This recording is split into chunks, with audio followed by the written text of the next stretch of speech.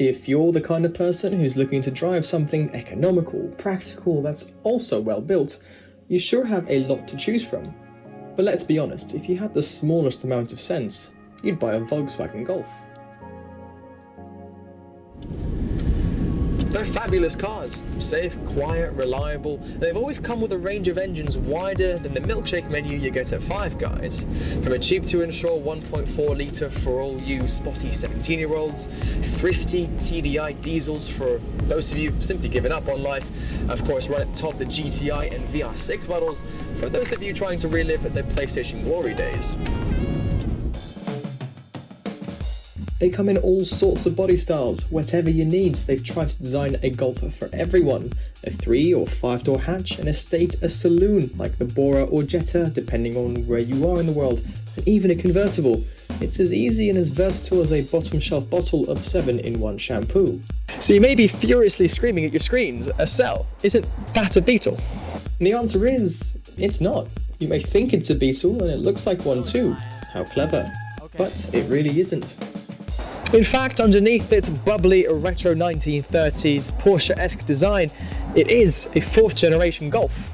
This particular shape first came to life in 1999 and was in continuous production until about 2010, when it was updated with yet another Golf donor skeleton, albeit a newer one. Now, if I was talking to you guys from an original bug, it'd be A, very noisy in here, and B, I'd be very worried about every little incline that came up ahead of me.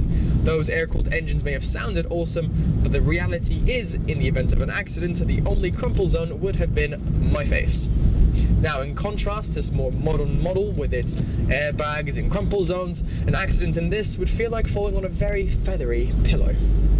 The thing is, you know when you have a dog, they sort of look up to us as eternal beings. Once they eventually pass, their puppy see us in the same sort of way, and that cycle continues.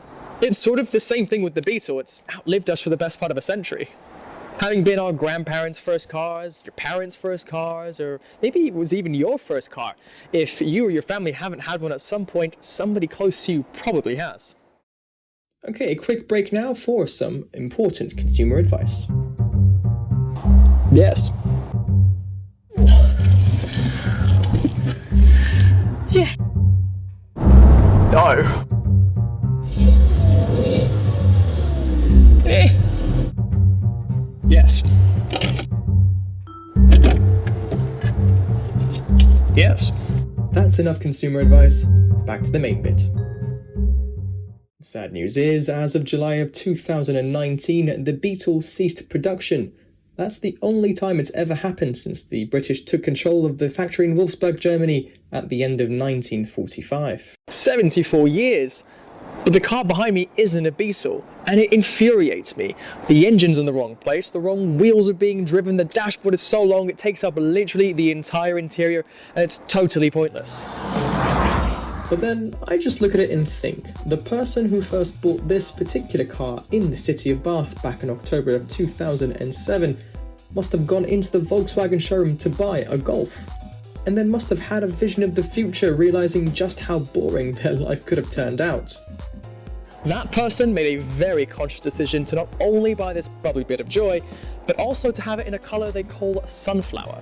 And if that doesn't make you smile, then I don't know what would.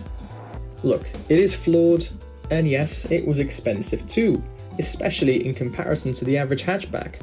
When this was new, its price tag was a very far cry from what was appropriate for a so-called people's car.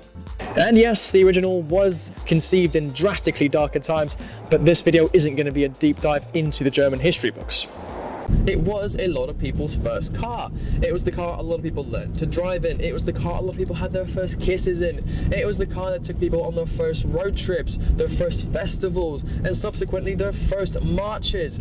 It was the car that played a huge role in changing the world socially, whether it sat in the background or at the forefront. The likes of Morris's Mini and Fiat's 500 did similar things, but just never to the scale of the Beetle.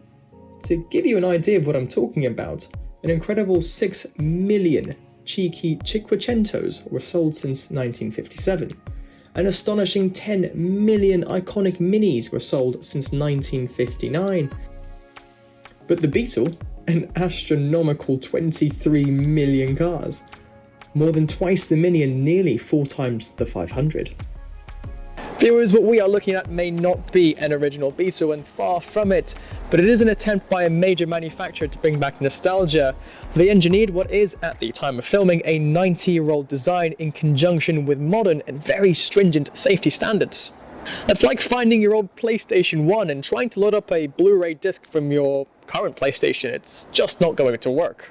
VW did it to bring us joy through what is a thoroughly economical, practical, and very well-built package. So a bottom shelf bottle of 7-in-1 shampoo this certainly is not, but since the new Beetle is no longer in production, that makes this seriously cheerful little sunflower a modern classic for us to be able to enjoy for decades to come, and I absolutely adore it. Let's get you old script out, shall we? So you may be furiously screaming at your screens, Asel, isn't that a Beetle?